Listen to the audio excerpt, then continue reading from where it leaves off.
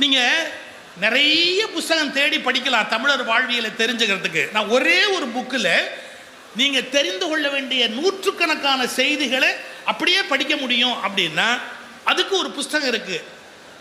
தமிழ்நாட்டு வரலாறு சங்ககால வாழ்வியல், தமிழ்நாட்டு வரலாற்று ஆய்வு குழு, இது வந்து குரூப்போட பப்ளிகேஷன். வெளியீடு தமிழ்நாடு பாடநூல் மற்றும் கல்வியியல் பணிகள் கழகம். ஏதோ இப்போ வெளிவந்த பதிப்புன்னு நினைக்காதீங்க, அது மிக முன்பாகவே வெளியிடப்பட்டு மீண்டும் மறுபதிப்பாக வெளியிடப்பட்டது. ரொம்ப பழைய ஒரு புத்தகம் இந்த புத்தகம்.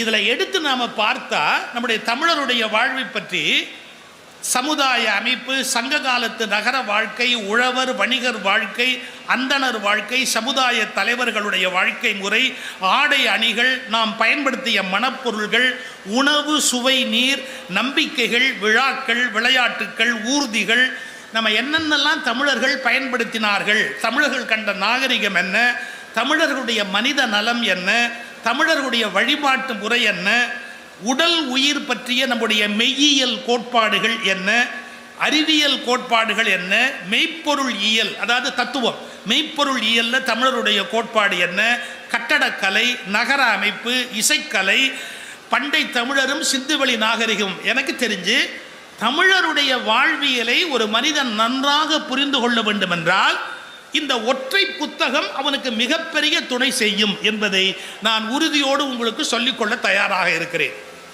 மறந்தும் இதன் விற்பனையில் கமிஷன் எனக்கு எதுவும் இல்லை என்பதையும், அதற்காக நான் இதை சொல்லவில்லை என்பதையும் சேர்த்தே சொல்லிக்கொள்ள நான் விரும்புகிறேன். ஏன்னா இப்போ எல்லாருமே ஒரு பொது நலமாக இருந்தால் கூட அதில் ஒரு சுயநலத்தை உள்ளே வச்சு சொல்கிற பழக்கம் வளர்ந்து போச்சு.